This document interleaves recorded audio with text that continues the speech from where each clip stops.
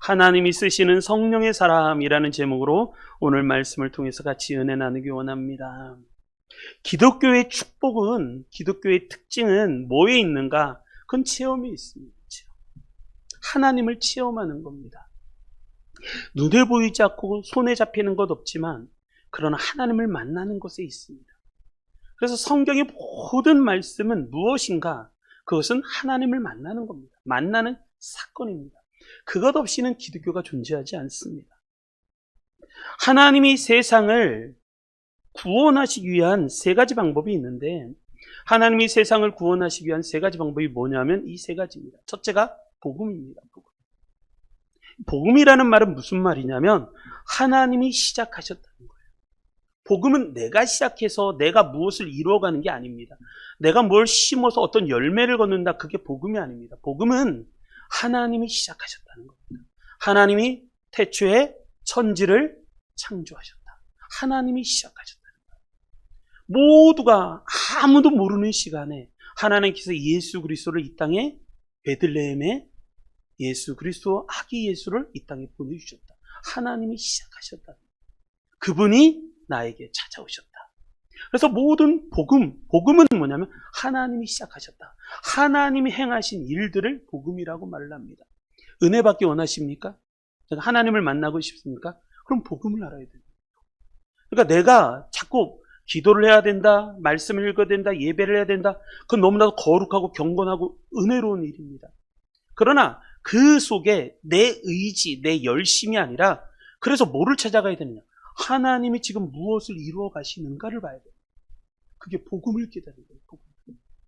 내가 뭐를 열심히 하는데 하나님이 하시는 일을 몰라요. 그건 어긋난 겁니다. 어긋난 거.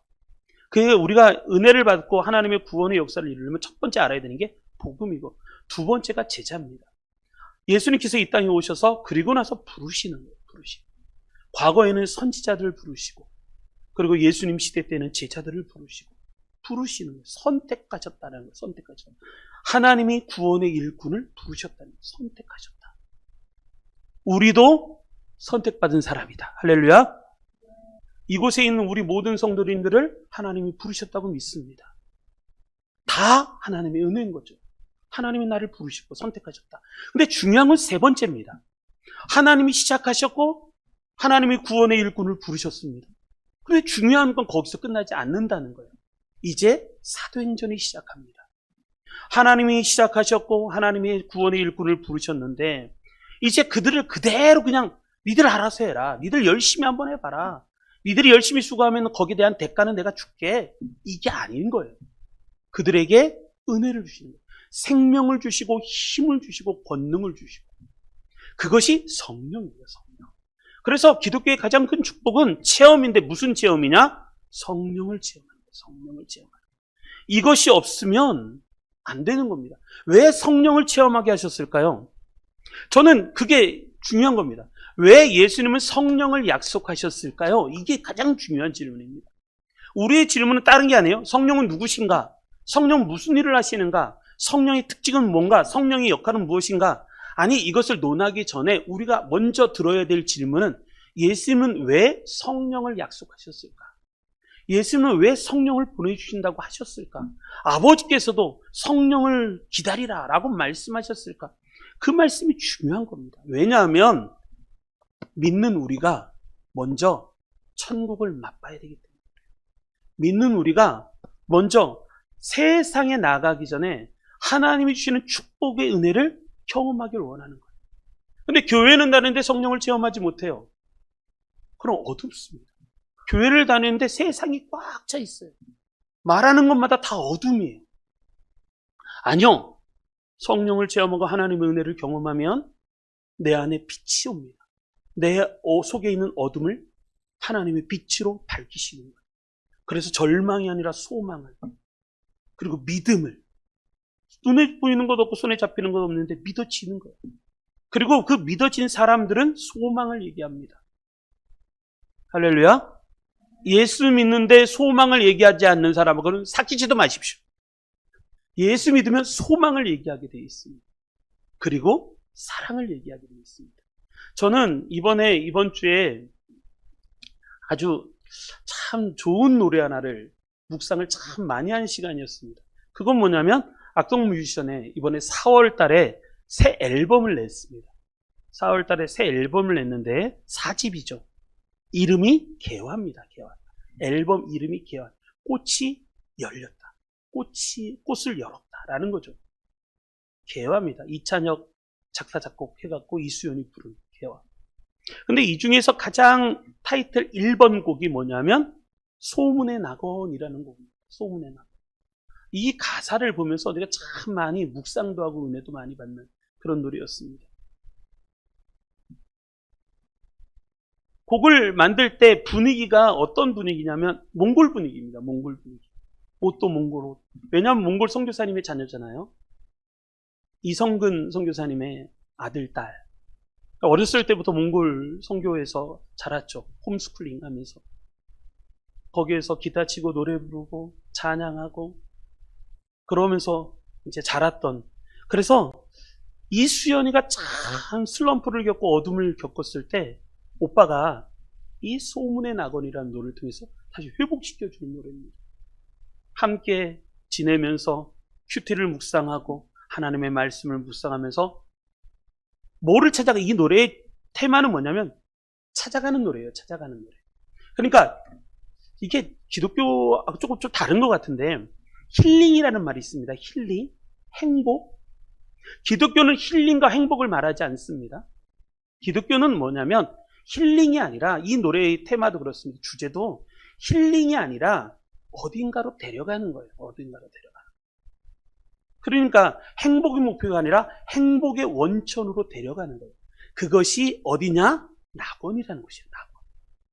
그래서 예수 믿는 사람들은 항상 여기에서 내가 힐링받고 행복하고 교회 나서 행복하고 그게 아니라 우리는 항상 어딘가 소문은 무성하지만 그러나 그곳이 낙원인 그곳으로 우리를 데려가 준. 이 노래가 그런 노래입니다. 그런 노래. 근데 이 노래를 들으면서 철로역정이 그렇게 생각이 나는 거예요. 철로역정. 그 노래의 가사는 이렇습니다. 노래 가사는 이렇게 시작합니다. 잠깐 앉아보세요. 따뜻한 수프와 고기가 있어요. 지친 나그네요. 그러니까 이 땅을 살아가는 현대 도시인들을 뭐라 그러냐면 지친 나그네라는. 여러분, 우리는 나그네입니다. 나그네. 한 곳에 영원히 머물러 있지 않아요. 나이를 먹고 시간이 지나면서 좀 더 연장자가 되고 좀 더 늙고 어딘가를 가는 존재는 거예요. 그래서 우리는 구도자라고 부릅니다. 구도자. 한번 따라 할까요? 구도자. 구도자. 구도자라는 말은 길을 찾는 자라는 거예요. 길을 구하는 자. 이게 구도자잖아요. 구도자. 그래서 이렇게 얘기합니다. 지친 나그네요. 도시에서는 절대 알 수 없는 게 있죠. TV에서는 절대 볼 수 없는 게 있죠. 소문의 낙원. 그러니까 소문이 났는데 그러나 잘 모르겠어요. 낙원, 소문난 낙원. 누군가 비웃으면 나는 더 힘을 내요. 소문의 낙원. 물집을 터뜨리고 붕대를 감았죠. 떠나야지만 알 수 있는 게 있죠. 지치고 병든 나그네요. 우리는 외톨이 나그네요. 당신의 불치병은 그곳에 존재할 수가 없어요. 이거 어딜까요? 요한계시록 21장 4절 5절 말씀 있잖아요. 거기는 사망이나 병든 것이나 거기는 질병이나 그 아무것도 없는 거예요. 염려 걱정이 없는 곳. 그게 낙원이잖아요. 낙원. 당신의 불치병은 그곳에 존재할 수가 없어요. 잠깐 앉아요. 따뜻한 수프와 고기가 있어요. 소문의 낙원. 우리 모두 그곳을 찾아 떠나왔죠. 겁쟁이는 절대 모를 세상이 있죠. 그래서 따뜻한 수프와 고기를 먹고 다시 출발해 보라는 거예요. 다시 출발해 보라. 지치고 병든 나그네요. 우후, 외톨이 나그네요. 당신의 불치병은 그곳에 존재할 수 느리게 오래 걸어가요. 우후, 소문의 낙원으로. 그리고 마지막 사랑을 발견하기 위해 도시를 떠나왔어요. 그러니까 신앙은 그런 거예요. 신앙은 여기에서 힐링을 받고 이 땅에서 내가 행복하고 이렇게 사는 게 신앙이 아닌 거예요. 나를 한번 행복하게 해봐라. 교회에 왔는데 내가 왜 행복하지 않는가? 내가 왜 여기서 힐링을 받지 않는가? 이건 어떻게 보면 종교적 마약 같은 거예요. 근데 우리는 그렇지 않아요. 기독교는 이것이 아니라 우리는 저 하나님이 예비하신 그곳으로 우리를 데려가고 있는 거예요. 데려가다가 보면 거기에 소망을 갖고 점점 가까이 가면 갈수록 빛 가운데 하나님이 주시는 완벽한 완전한 그곳, 영원한 그곳으로 데려가는 것. 힐링이 아니라 어디론가 데려가는 그런 노래. 이게 노래가 소문에 나거니 그런 노래. 개화잖아요, 개화. 꽃이 피는 거예요. 드디어 봄처럼 4월에 새로운 꽃이 피고 새로운 소망을 가지라라는 것이죠. 여러분, 그것이 낙원, 천국이라는 것이죠. 컨셉도 몽골입니다. 거기는 나그네, 천국, 축복, 기쁨, 그것이 가득 찬. 그래서 지금 멜론 차트 1위가 이 노래입니다. 지금 멜론 차트 1위예요. 1위. 4월인데도 지금 이제 발매된 지도 거의 이제 한 달 아직 안 됐죠. 보름 정도 됐는데 지금 1위입니다. 1위. 노래도 되게 좋고 노래도 되게 좋아요. 들으면 그냥 힐링이 되는 것 같아요, 진짜. 그런데 뭔가 소망이 있는 노래. 그런 것 같습니다. 한번 들어보셔도 됩니다. 우리는, 여러분, 잊지 마십시오. 우리는 구도자이면서 나그네입니다. 우리는 여전히 길을 찾고 있어요. 그리고 우리는 어디론가 계속 가는 존재예요. 영원히 머무르지 않아요. 내 나이 영원히 이렇지 않아요. 여러분, 어디로 가고 계십니까? 무엇인가를 찾는 자, 어딘가로 떠나는 자, 어딘가를 찾아가는 자, 따뜻한 곳, 불치병이 없는 곳, 사랑이 넘치는 곳, 거기가 낙원, 거기로 가는 자들이라는 거죠. 근데 문제는 누가 소문의 낙원에 데려갈 수 있을까라는 거예요. 누가 소문의 낙원으로 데려갈 수 있을까라는 거죠. 여러분, 누가 데려갈 수 있을까요? 다시, 하나님은 하나님의 구원을 이루기 위해서 세 가지를 준비하셨어요. 첫째는 복음. 하나님이 시작하셨어요. 두 번째, 제자. 구원받을 구원의 일꾼들을 부르셨어요. 세 번째가 성령이에요. 성령. 그들로 하여금 성령을 보내주셨어요. 왜 성령을 보내주셨을까요? 그건 분명합니다. 바쁜 사람만이 전할 수 있기 때문에. 길을 아는 사람, 길을 경험한 사람만이 안내할 수 있는 거예요. 내가 맛보지 않았는데 그 맛을 어떻게 설명합니까? 내가 여기는 맛있는 차가 있어요. 이 맛있는 차를 내가 맛보지 않았는데 이 맛이 어떻다는 것을 누구한테 얘기할 수 있습니까? 여러분, 그래서 예수님은 왜 우리에게 성령을 기다리라고 했을까? 예수님은 왜 성령을 기다리라고 했을까? 우리에게 이게 질문입니다. 우리는 성경 공부를 하는 게 아니라 성령이 누구신가? 역할은 무엇인가? 그분은 무엇을 하고 계신가? 그게 아니라 우리의 질문은 그겁니다. 왜 예수님은 우리에게 성령을 기다리라고 했을까? 왜 성령을 체험해라고 했을까? 왜 성령 세례? 잠시 맞고 가는 이슬비가 아니라 물에 확 잠기는 세례를 받으라고 했을까? 성령의 감동을 넘어서 그냥 이슬비같이 촉촉한 감동을 넘어서 왜 내 안에 성령이 충만을 말씀하고 계실까? 충만을 넘어서 성령의 말하게 하심을 따라 다른 언어로 말하는 그런 은사까지도 우리에게 허락을 하셨을까? 왜? 왜냐하면 맛본 사람이 진짜 알려줄 수 있기 때문입니다. 맛을 모르잖아요? 길을 모르잖아요? 누구한테 알려줄 수 있습니까? 못 알려줍니다. 안 가본 사람이, 한 번도 안 가본 사람이 어떻게 그 길을 인도할 수 있겠습니까? 그래서 우리는 어떻게 보면 구도자이면서 우리는 전도자예요. 길을 가르쳐주는 자예요. 자, 이런 은혜가 있으시기 바랍니다. 그래서 우리의 목표는 분명합니다. 4월, 5월 성령을 체험하시기 바랍니다. 예수님은 약속하셨습니다. 성령을 체험하십시오. 그 맛을 보지 않으면 이 맛 절대 모르는 거예요. 이 맛을 안 보는데 어떻게 알아요? 책 보고 알아요? 그러니까 이상한 거예요. 책을 보고 설명은 하는데 한 번도 맛을 본지 않아요. 저는 그 얘기가 너무 좋아요. 뭐냐면 어떤 교수님이, 제가 여러 번 얘기했지만 어떤 교수님이 학생들에게 리포트를 냈다는 거예요. 저 지리산을 좀 알아보고 와라. 지리산을 알아보고 와라. 그래서 한 학생은 도서관으로 갔습니다. 백화산을 찾았어요. 지리산의 높이가 어떻게 있고 둘레길은 길이가 얼마나 되고 거기는 무슨 지형이 있고 뭐가 있는지 특색물은 뭐 설명을 합니다. 리포트 발표를 합니다. 진짜 잘하는 거예요. 와, 막 프레젠테이션 해가면서 높이가 어떻게 되고 쫙 잘. 근데 한 학생은 지리산을 직접 갔다 왔어요. 뱀사골을 지나서, 그리고 거기 쫙 올라가서 노고단을 지나서 거기에서 막 바람 부는 것을 경험하고 시원한 물을 마시고, 그리고 와서 학생들에게 리포팅을 합니다. 여러분, 지리산 가보셨어요? 거기 가서 시원한 물을 마셔보셨어요? 노고단에서 확 불어오는 바람을 맛보신 적이 있어요? 한번 보십시오. 여러분들의 마음이 시원해질 겁니다. 누가 진짜를 설명하는 거예요? 우리는 자꾸 백과사전식의 신앙을 가지려고 해요.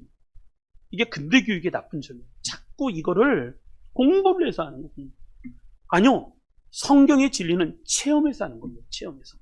성령을 체험해 보십시오. 성령을 체험하십시오. 그래야지 깨닫는 게 기독교의 진리입니다. 절대 모르는 거예요. 왜? 맛본 사람만이, 가본 사람만이 알려줄 수 있기 때문입니다. 왜 내가 전도를 못하고 생명을 구원하지 못할까요? 내 안에 그 경험이 흐려지진 않았는지 다시 돌이켜보라는 거예요. 다시 돌이켜보라. 이 기회를 놓치지 마시기 바랍니다. 4월 지나서 5월 성령의 은혜를 받으시기 바랍니다. 하나님이 우리에게 주신다면 우리는 도대체 무슨 일이 벌어지는가? 자, 오늘 말씀을 통해서 같이 은혜 나누기 원합니다. 먼저 5절부터 8절, 우리 12절까지 볼 거예요. 5절부터 12절. 자, 여기에 보면 의아한 장면이 나옵니다. 놀라는 장면들이 나옵니다. 이걸 주목해서 보셔야 돼요. 성령이 마가다락방에 임했습니다. 그런데 놀라운 세상 사람들이 놀라기 시작하는 거예요. 성령을 받으면 가장 먼저 나타나는 것은 뭐냐면 세상 사람들이 놀란다는 거예요. 세상 사람들이 놀라는 거예요. 그래서 기독교는 놀람의 종교입니다. 놀람의 종교. 나도 놀라고 세상도 놀라고. 왜? 하나님이 임재하셨기 때문에. 하나님이 임재하셨기 때문에 우리가 놀랄 수밖에 없는 거예요. 자, 여기 보면 총 5번 놀랍니다. 5번. 말씀을 잘 보셔야 돼요. 우리가 뭐 다른 거 보지 마시고 성령이 마시면 도대체 무슨 일이 벌어졌을까? 자, 5번 놀랍니다. 첫 번째, 자, 5절을 지나서 예루살렘에 머물러 있었습니다. 그랬더니 6절, 이 소리가 나매 큰 무리가 모여 각각 자기의 방언으로 제자들이 말하는 것을 듣고 소동하기 시작합니다. 왜냐하면 각각 자기 나라에 사는 사람들인데 천하 만국의 많은 사람들, 천하 각국으로부터 경건한 유대인들이 왔는데 이걸 디아스포라라고 말하죠. 흩어진 유대인들, 디아스포라. 그래서 태어나기도 유대에서 예루살렘에서 태어나진 않았어요. 근데 각각 뭐 북아프리카, 여기 보면 메데, 로마, 엘람, 메소포타미아 각각 거기서 태어나서 거기서 자랐어요. 그런데 유대인, 그걸 디아스포라라고 말합니다. 흩어진 유대인들. 근데 그 사람들이 예루살렘의 유월절을 맞이해서 다 오순절을 맞이해서 왔습니다. 오순절을 맞이해서 다 왔는데 그들이 와서 봤더니 제자들이 막 말을 하는데 무슨 말을 하냐면 자기 나라 언어로 말을 하는 거예요. 자기 나라 언어로. 그래서 놀란 거예요. 그래서 소동하기 시작합니다. 도대체 무슨 일이냐. 그리고 7절, 두 번째 놀라는 거. 7절, 한번 읽어볼까요? 7절 시작.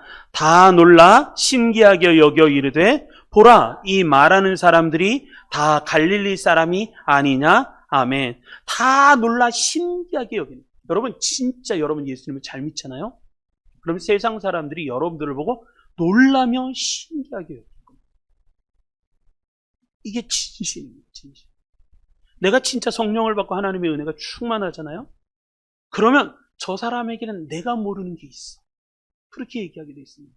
놀랄 뿐만 아니라 신기하다. 왜 나한테 없는 게 저 사람에게는 있지? 그래서 이것 때문에 다 놀라면서 신기하게 여깁니다. 그러면서 말하기를 보라, 이 말하는 사람들이 다 갈릴리 사람이 아니냐. 이렇게 말을 합니다.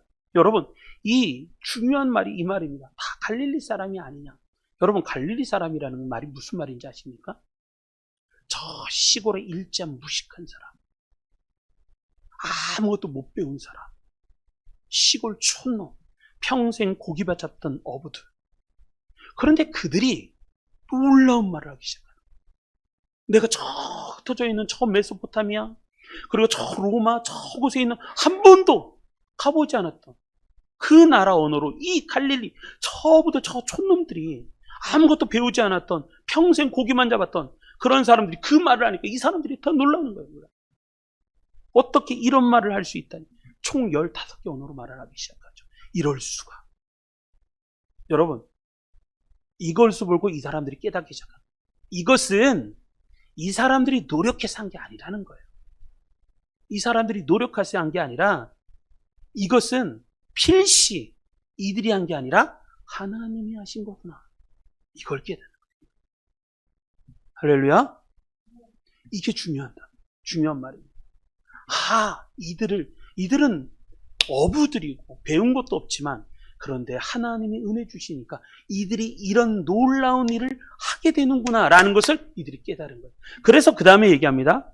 8절도 얘기하잖아. 우리 각 사람의 난 곧 방언으로 듣기는 어찌 됨이냐는 거. 어찌 됨이냐. 세 번째 놀라요. 세 번째. 그리고 9절. 우리는 바데인과 메데인과 엘람인과 또 메소포타미아, 유대와 갑바도기아, 본도와 아시아, 부르기아와 밤빌리아, 애국과 및 구레네에 가까운 리비아 여러 지역에 사는 사람들과 로마로부터 나그네 곧 유대인과 유대교에 들어온 사람들과 그레데인과 아라비아인들이라. 우리가 다 우리의 각 언어로 이 사람들의 고백이 그거예요. 저들은 어부일 뿐이고 평생 저 꼴짜기에 살았던 사람인데 그런데 그 사람들에게 하나님이 은혜를 주시니까 우리가 다 우리의 각 언어로 하나님의 큰일 말함을 듣는도다. 이렇게 고백하는 거예요. 그러니까 우리가 드러나는 게 아니라 하나님이 저 사람에게 지금 역사하고 있구나. 하나님이 지금 큰 일을 이루고 계시는구나. 라는 것을 이 사람들이 다 놀라면서 깨달았다. 이게 기독교의 매력입니다. 기독교의 매력. 그러면서 12절. 다 놀라 당황하여 서로 이르되 이게 어찌 된 일이냐. 다 놀랐어요. 당황했어요. 거기에 수백만이 왔거든요. 수백만 명이 예루살렘에 꽉 차 인산인해를 이루고 있었어요. 근데 그 사람들이 다 놀라고 당황하여서 서로 말하되 이거 어떻게 된 일이냐. 이게 어떻게 된 일이냐. 여러분, 성령이 임하시면 첫 번째 나타나는 현상은 뭐냐면 세상에 있는 사람들, 믿지 않는 사람들이 놀랄 수밖에 없는 거예요. 왜? 한 번도 맛보지 않았고 한 번도 경험하지 보지 못한 것을 말하고 체험하고 이야기하기 때문에 그렇고. 여러분, 여기에 기독교의 신비가 있습니다. 믿지 않는 사람들의 눈에는 안 보여요. 하나님의 일하심이 보입니까? 안 보여요. 니체는 신이 죽었다라고 말을 하죠. 스피노자는 인본주의 사람입니다. 난 내일 지구가 멸망하더라도 나는 한 그루의 사과나무를 심겠다 라고 말을 하죠. 다른 종교는 죽은 신을 섬깁니다. 그 신이 나한테 역사하시고 힘을 주고 이런 건 없습니다. 믿음이 죽은 자도 믿음이 식은 자도 하나님의 일하심이 안 보입니다. 그런데 기독교는 정반대입니다. 기독교에 성령이 임하시고 교회가 탄생을 하죠. 그때는 놀라운 사건이 벌어져요. 그래서 오순절 사건은 그거예요. 교회에서 가장 주목할 만한 중요한 사건, 중요한 날, 세계 교회사의 큰 전환점이 되는 날, 그게 오순절이에요. 오순절 사건. 하나님의 큰 일이 지금 이루어지고 있는. 기독교의 메시지는 분명합니다. 한낮에도 어둠 속을 헤매며 방황했던 그 영혼들의 문제를 하나님이 해결해 주시고 삶의 신비를 이해하려고 더듬거리고 비틀거리며 찾아도 찾아주지 않는 그 사람들에게 하나님의 비밀 신비를 선포해주고 이 세상은 하나님의 세상이며 하나님이 이 세상을 지으셨다는 것이 선포되고 세상은 진화해서 된 것이 아니라 하나님이 태초에 천지를 창조하셨기 때문에 이 땅에 계시다. 이 땅에 존재한다. 또 이 세상을 다스리고 계시고 하나님이 소유하고 계신다. 이것을 선포하는 것이 기독교의 메시지입니다. 그것도 누구에게? 저 갈릴리 사람들을 통해서 세상 사람들에게. 왜? 이 사람들이 이 맛을 보니까 이때부터 달라져요. 그 다음서 사도행전의 역사를 쭉 읽어보시면 놀라운 일이 벌어집니다. 여러분, 제가 이 말씀을 이렇게 보다가 요셉 이야기가 생각이 나요. 요셉 이야기. 요셉이 17살에 형들에게 팔려서 노예로 애굽으로 끌려갔잖아요. 그래서 보디발의 노예가 되잖아요. 그런데 거기에서 우여곡절을 참 많이 만났습니다. 어려운 일도 많이 만났죠. 착한 일을 했지만 오해도 싸고 억울한 일도 많아서 더 깊은 감옥에 빠지기도 하고. 그런데 누가 꿈을 꾸냐면 바로가 꿈을 꿉니다. 바로가. 거기에 큰 진리의 말씀이 있습니다. 바로가 꿈을 꾸는 거예요. 그래서 그 바로의 꿈을 요셉이 해석해 주잖아요. 25절 창세기 41장 25절에 보면 이렇게 얘기합니다. 요셉이 바로에게 아뢰되 바로의 꿈은 하나라. 하나라. 하나님이 그가 하실 일을 바로에게 보이시니. 여러분 말씀 잘 보셔야 돼요. 누가 보이셨다고요? 하나님이 보이신 거예요. 하나님이 바로에게 그가 하실 일을, 하나님이 하실 일을 바로에게 나타내셨다는 거예요. 나타내셨다. 그러면서 38절, 바로가 이제 그 꿈 이야기를 다 들었습니다. 꿈을 듣고 바로가 이런 고백을 하죠. 그의 신하들에게 이르되 이와 같이 하나님의 영에 감동된 사람을 우리가 어찌 찾을 수 있으리요. 바로가 얘기하는 거예요. 바로가 요셉을 보면서 뭐라 하냐, 너는 하나님의 영에 감동된 사람이구나. 하나님이 이렇게 얘기하잖아요. 너 참 똑똑하다. 너 IQ 얼마나 되냐. 너 머리가 비상한데 야, 너 능력이 있다. 너 계획성도 있고 기획성도 있고 추진력도 있고 너 대단하다. 이렇게 얘기하지 않아요. 요셉을 보고 뭐라 하냐면 너는 하나님의 영에 감동된 사람이다. 이렇게 말을 하는 거예요. 이런 사람을 우리가 어디서 찾을 수 있겠냐는 거예요. 요셉에게 이르되 이렇게 얘기합니다. 하나님이 이 모든 것을 내게 보이셨으니 너와 같이 명철하고 지혜 있는 자가 없다. 너는 내 집을 다스리라. 내 백성이 다 내 명령에 복종하리니 내가 너보다 높은 것은 내 왕좌뿐이라. 바로가 또 요셉에게 이르되 너는 내가 너를 애굽 온 땅의 총리가 되게 하리라 하고 이렇게 말하는 거예요. 여러분, 요셉이 누구예요? 요셉이 노예잖아요. 어디서 공부를 했어요? 아니면 스카이 출신이에요? 아니면 카이스트에서 공부를 했어요? 아니면 저희 아이비리그에서 공부를 했어요? 무슨 박사학위가 있어요? 그것도 노예예요. 저 가나안 출신의 촌놈이 노예를 끌려와서, 그런데 바로 왕이 꾼 꿈을 해석해 준다고 하니 그때 바로가 깨달은 게 그거야. 이 요셉이 대단한 게 아니라 요셉에게 역사하시는 하나님이 나타나셨다는 거. 누가 깨달았다고요? 바로가 깨달았어요. 바로가. 이게 기독교의 놀라운 은혜. 여러분들은 어떻습니까? 우리의 자녀들이, 우리의 형제들이, 우리 부모님이 너를 보고 와, 하나님의 영이 너와 함께, 할렐루야, 하나님께서 너와 함께 하시는, 너는 어찌 대비이냐. 우와. 제가 고등학교 때 절을 다녔잖아요. 고3 때까지 절을 다니고 교회 가서 교회 다닌 지 45일 만에 방언 은사를 받았습니다. 평생 절 다니는 사람이, 저를 그렇게 좋아했던 사람이 교회를 다녔는데 목사님 말씀에 순종하여 기도하다가 은혜를 받고 방언을 받았어요. 성령을 체험했죠. 그러고 나서 시골에 이제 집에 내려갔는데, 집에 내려갔더니 주변에 있는 사람들이 다 그러는 거예요. 정환아, 너 변했다 그러는 거야. 왜요? 너 얼굴이 밝아졌어. 그리고 네 안에 기쁨과 웃음이 가득해. 그리고 말에 그렇게 힘이 있니? 그리고 친구들은 그렇게 얘기하는 거예요. 할렐루야. 친구들은 뭐냐? 정환아, 너 똑똑해졌다 그러는 거예요. 네, 목사님이 똑똑해졌다니까 싫으십니까? 똑똑해졌다네. 너 굉장히 똑똑해졌다. 진짜 여러분 성령을 체험하시고 보십시오. 그러면 주변에 있는 사람들이 알아요. 왜 모를까요? 성령의 감동과 성령의 세례와 성령의 충만과 성령의 역사하신 가운데 내가 아직 못 들어갔구나. 예전에 들어갔지만 지금은 다 잊어버려서 그것이 희미해져서 내 육이 막 살아나기 때문에.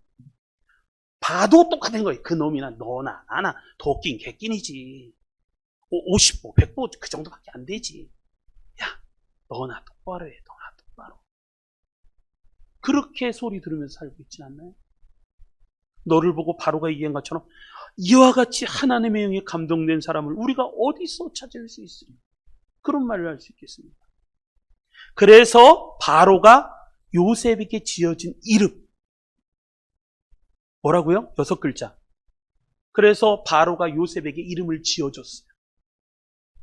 요셉이라는 이름은 더함이라는 뜻이에요. 더함. 근데 바로가 요셉에게 아주 놀라운 이름을 줘주셨어요. 이름이 뭘까요? 예. 다음 한 장 넘기면 나옵니다. 사자로 시작합니다. 사. 그렇죠. 비슷하게 같습니다. 끝자는 아자입니다. 끝자는 아. 생각, 아. 자. 45절 읽어보겠습니다. 45절. 읽겠습니다. 시작. 그가 요셉의 이름을 사브낫 바네아라 하고, 이름을 사브낫 바네아라고 개명을 시켜줍니다. 사브낫 바네아라는 이름의 뜻은 뭐냐면 구원자란 뜻이죠. 세상의 구원자. 요셉아, 너는 저 노예, 가나안 시골 촌놈, 그 촌놈이 아니라, 넌 노예가 아니라 너는 세상의 구원자야. 그렇게 이름을 개명시켜줘요. 여러분, 교회가 인간의 작품이라면, 여러분, 교회가 인간이 만든 거라면 다른 많은 제도처럼 이미 오래전에 사라졌을 거예요. 교회가 인간의 작품이라면. 기독교 너무 말이 되지 않지 않느냐라는 말이에요. 어떻게 그런 일이 있을 수 있느냐? 하나님이 천지를 창조하셨다고? 방주를 짓는 모습을 보고 하늘에서 비가 내린다고? 홍해가 갈라진다고? 여리고를 돈다고 여리고가 무너지나? 어떻게 죽은 자가 살아나나? 예수님이 재림한다고? 천국이 있다고?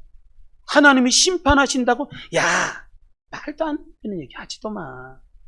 근데 신기하죠? 기독교가 사람이 만든 종교라면, 사람이 만들었다면, 인간이 만들었다면 벌써 없어졌을 거예요. 왜? 사람은 이렇게 안 만듭니다. 사람은 논리적이고 이치적이고 딱딱 맞게 만들어요. 이해가 안 가잖아요. 이해가. 하나님이 천지를 창조하셨대요. 하나님이 죽은 자가 살아났다는 거예요.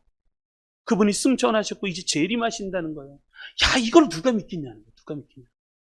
사람은 논리적으로 만듭니다. 근데 성경은 그렇잖아요. 왜? 성경은 무슨 얘기를 하는 거냐면, 성경은 하나님이 큰 일을 말하고 계시고 하나님이 큰 일을 이루고 계신다는 얘기를 하기 때문에 그래요. 하나님의 논리란 말이에요. 하나님의 논리. 여러분, 하나님이 인간 같으면 그 하나님을 믿겠습니까? 안 믿죠.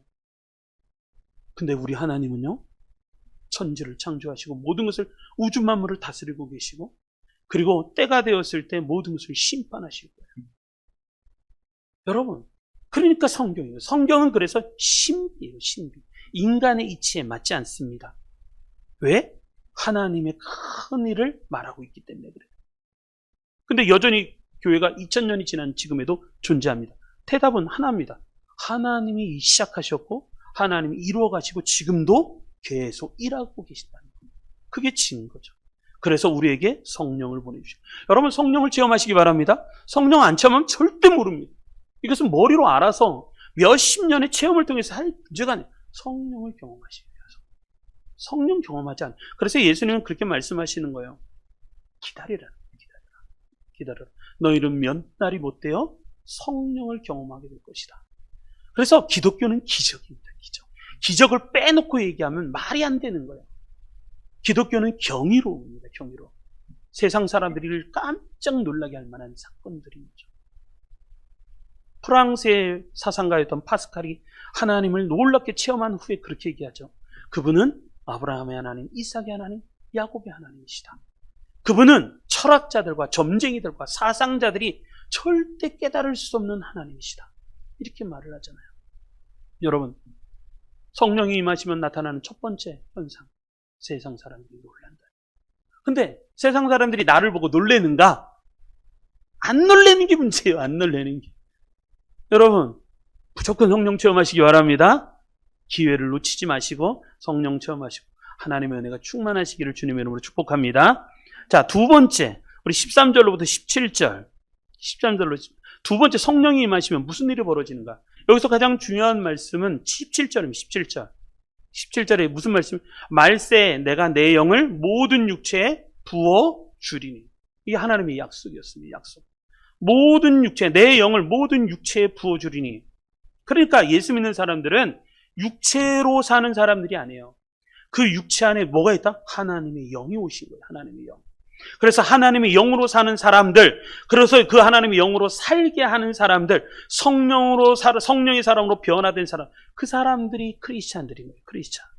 그래서 모든 육체에 하나님의 영을 부어주시니까 그 다음에 나타나는 현상. 첫째, 너의 자녀들은 예언할 것이야. 이건 세대 구분이 없는 거예요. 자녀들부터 어른에 이르기까지 너의 자녀들은 예언할 것이요. 너의 청년들은 환상을 보고 너의 늙은이들은 꿈을 꾸리라. 꿈을 정리하는 시간이라 새로운 꿈을 막 펼쳐나가는 시간이란 말이에요. 여러분, 그래서 하나님이 쓰시는 사람 분명합니다. 성령 받은 사람이에요. 성령 받은 사람. 그가 내게 대답하여 이르되 여호와께서 스룹바벨에게 하신 말씀이 이러하니라. 만군의 여호와께서 말씀하시되, 그 다음서부터 읽겠습니다. 시작. 이는 힘으로 되지 아니하며 능력으로 되지 아니하고 오직 나의 영으로 되느니라. 아멘. 이는 힘으로 되지 아니하고 능으로 되지 아니하고 오직 나의 영으로만 된다. 나의 영으로. 성령을 받은 사람만이 하나님께 쓰임 받는 거예요. 기독교는요, 철저하게 체험이에요.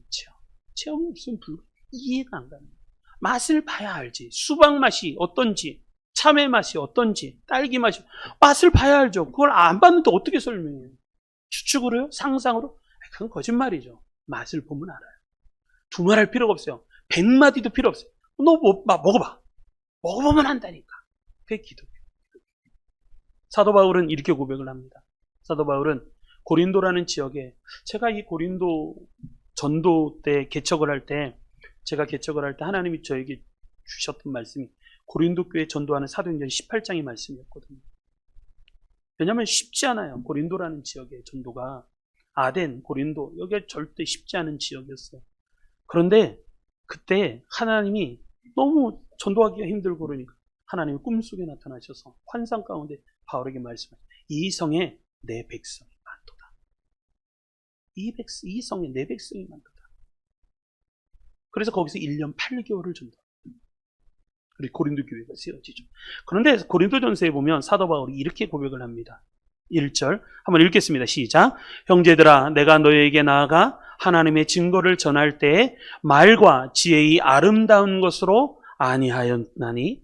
그러니까 하나님의 증거를 전할 때 말과 지혜의 아름다운 것, 내가 잘하는 것으로 하지 않았다는 거예요.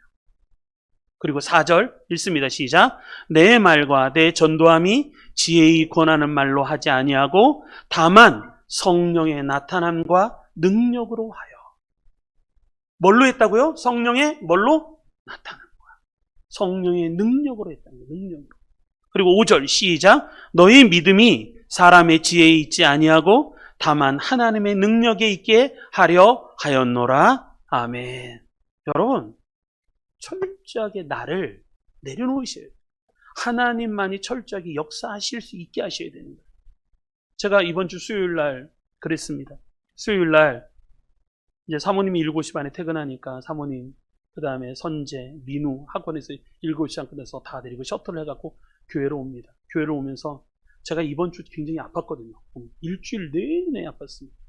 지금도 배가 아픕니다. 왜냐면 하도 기침을 하니까 아주 깊은 독감이 들었어요. 약을 그렇게 먹었는데도 잘 안 나요. 이제 끝물이에요, 끝물. 수요일 날 하도 기침을 하고 목소리가 이것보다 이건 정말 할렐루야입니다. 허스키 하니까 차를 타고 오다가 아빠 말하지 마 그러더라고요, 아들이. 아빠 말하지 마. 그럼 말씀은 누가 전해? 내가 할까? 그 설교 원고 주면 아빠 내가 할까? 그러더라고요. 그래, 네가 해. 난 너의 설교를 듣고 싶다. 원고 줄 테니까 네가 설교 한번 해봐. 그러고서 왔어요. 와서 이제 우리 손집사님, 함집사님 같이 예배를 드리는데, 그러니까 목사니까 목사가 설교해야 되잖아요. 그때는 진짜 호흡을 하더라도 여기서 턱턱 막히는 거예요. 근데 앞에 강단이 섰습니다. 찬양을 합니다. 말씀을 전합니다. 말씀을 전하는데 뒤에서 누가 나를 이렇게 밀어주는 것 같은 거예요. 뒤에서 나에게 뜨거운 바람을 불어넣으시는 것 같은 거예요. 목소리가 하나도 막히지 않고 설교를 했어요. 말씀을 전했어요. 그리고 나서 이제 집에를 가는데 우리 아들이 하는 얘기가 아빠 다 났어 그러는 거예요. 다 났다는 거예요. 괜찮아졌대요. 여러분, 예수 믿는 사람들은 그 맛으로 사는 거예요. 그 맛으로. 하나님이 내게 주시는 힘으로 살아가는 거예요. 내게 능력 주시는 자 안에서 그 힘으로 살아가는 거예요. 그 힘으로. 그래서 마태복음 보면 이렇게 얘기합니다. 제자들이 듣고 심히 놀라 가로되 그런즉 누가 구원을 얻을 수 있으리까? 예수께서 저희를 보시며 가라사대 사람으로서는 할 수 없으되 하나님으로서는 다 할 수 있느니라. 여러분, 구원은 내가 하는 게 아니에요. 하나님이 하신 거예요. 하나님이 하신 거예요. 내가 하는 거예요. 나는요, 그럼 어떤 존재인가? 나는요, 하나님이 쓰시는 통로예요. 통로. 수도 파이프란 말이에요. 내가 성령이 아니고 내가 하나님이 아니고 내가 예수님이 아닌 거예요. 내가 주권자가 아닙니다. 나는 하나님이 쓰시는 통로예요. 통로. 우리는 수도 파이프예요. 하나님이 저 끝에 있는 생수의 강이 이 수도 파이프를 통해서 세상으로 확 번지게 하는 수도 파이프란 말이에요. 파이프. 내가 녹슬면 녹물이 나갈 거 아니에요. 그러니까 내가 경건해야 되죠. 여러분, 우리는 하나님의 은혜의 생명수의 강을 이쪽으로 막 전달하는 전달자란 말이에요. 전달자. 내가 하는 게 아니라 나를 통해 하나님이 역사하시는 거예요. 근데 다 내가 하려고 그래. 그러니까 안 되죠. 다 내가 하려고 하는 거예요. 뭐를 하더라도 내가 설득하려고 돼. 아니요, 구원은 하나님 하신다는 거예요. 하나님으로, 사람으로서는 할 수 없을 때 하나님으로서는 다 할 수 있다는 거예요. 누가 구원을 얻을 수 있으니까? 여러분, 우리는 전달만 하면 됩니다. 전달. 대신 성령이 충만해서 전달해야 되죠. 그래서 사도 바울이 그렇게 고백하는 거 아닙니까? 고린도전서 3장 6절로부터 7절. 나는 심었고 아볼로는 물을 주었으되 오직 자라나게 하시는 분은 누구시다? 하나님이시니. 그는 즉 심는 이나 물 주는 이는 아무것도 아니로되 오직 자라나게 하시는 하나님뿐이니라. 여러분, 이 말을 기억하십시오. 그런 즉 심는 이나 물 주는 이는 아무것도 아니라는 거예요. 자라나게 하시는 이는 하나님이시니. 오직 하나님이 하셨다. 하나님이 하셨다. 고린도전서 10장에도 이렇게 고백합니다. 그러나 나의 나된 것은 하나님의 은혜로 된 것이니 내게 주신 그의 은혜가 헛되지 아니하여 내가 모든 사도보다, 이게 중요한 거예요. 내가 모든 사도보다 더 많이 수고하였다. 그랬죠. 사도 바울이 진짜 그랬죠. 더 많이 수고하였으나 내가 한 게 아니요. 오직 나와 함께 하신 하나님의 은혜로다. 이게 여러분, 나를 내려오십시오. 나는 아무것도, 난 통로라. 이걸 절대 기억하셔야 돼요. 내가 해갖고 노력해갖고. 여러분, 그게 교회 망하는 거예요. 교회는 그런 거 아니에요. 교회는 하나님이 하시는 거 아니에요. 하나님이 역사하시게 하라. 그걸 부흥이라고 합니다. 그런 은혜를 받으시기 바랍니다. 그래서 예수님은 왜 성령을 받으라고 했을까? 왜 성령을 기다리라고 했을까? 분명합니다. 우리의 힘으로 할 수 있는 게 아니라는 거예요. 구원은 우리의 힘으로가 아니라 성령이 임하셔야 됩니다. 그래서 스가랴 말씀처럼 이는 힘으로 되지 아니하고 능력으로 되지 아니하고 오직 나의 영으로만 되느니라 라고 말씀하시는 거예요. 자, 이런 은혜가 우리 성도님들에게 넘치시기 바랍니다. 그래서 결론 이렇습니다. 기독교의 특징은 체험이 있습니다. 체험. 하나님이 세상을 구원하시는 세 가지 방법. 첫째는 복음. 하나님이 시작하셨어요. 하나님이 이루어 가십니다. 그런데 제자들을 선택하셨죠. 그리고 그 제자들을 생짜로 보내지 않고 그들에게 성령을 주십니다. 그래서 그들로 하여금 먼저 천국을 맛보게 하시는 거예요. 그들로 하여금 하나님의 나라를 미리 맛보게 하고, 그래서 그 안에 하나님의 기쁨과 은혜가 충만하게 하고 소망이 충만하고 사랑이 충만하게 해서 세상에게 그 하나님의 나라를 소개시켜 주는 거예요. 그래서 전달자가 되는 거죠. 그래서 우리에게 뭐가 필요하냐? 성령 체험 필요합니다. 성령 체험. 성령 체험은 하나님의 가장 큰 축복이자 하나님의 가장 큰 선물이라는 거예요. 선물. 여러분, 지금은 우리가 성령을 기다려야 돼요. 성령이 임하시면 부흥이 임합니다. 부흥이라는 건 뭐예요? 살아나는 거잖아요. 살아나는. 소망이 없는 영혼이 살아나고 소망을 갖게 되고 절망에 빠진 영혼이 뭔가 비전을 세우게 되고 그리고 잠자는 영혼이 깨어나고 죽은 자가 살아나고 무기력한 영혼이 힘을 얻는 게 이게 부흥이잖아요. 부흥. 여러분, 진짜 이 맛을 보시기 바랍니다. 이 성령이 주시는 맛을 보시기 바랍니다. 그래서 성령이 임하시면 가장 먼저 세상 사람들이 놀래요. 하나님이 저 무식한 저 갈릴리 어부들, 저 무식한 저 가나안 땅의 노예였던 요셉, 우리는 별로 중요하지 않아요. 고린도전서 1장에 얘기한 것처럼 우리 중에 똑똑한 사람이 어디 있냐, 지혜로운 사람이 어디 있냐. 하나님께서 약한 연약한 사람을 들어서 지혜 있는 사람, 강한 자를 부끄럽게 하시려는 것이 아니냐. 하나님의 약하심이 사람보다 강하고 하나님의 어리석음이 사람보다 지혜롭다라는 것을 드러내는 사건이 전도예요. 생명이에요. 생명. 기독교입니다. 그래서 성령을 체험하는 어린아이도 어른도 청년들도 다 성령을 체험하여 놀라운 경험을 하게 되고, 그래서 하나님이 마음껏 쓰시는 축복의 사람이 될 수 있다. 이 말씀 놓치지 마시기 바랍니다. 성령이 임하시도록. 그래서 우리가 하여금 부흥의 계절이 올 수 있게끔 이 체험 있는 시간들을 놓치지 마시고 잘 우리 승리하시기를 주님의 이름으로 축원합니다.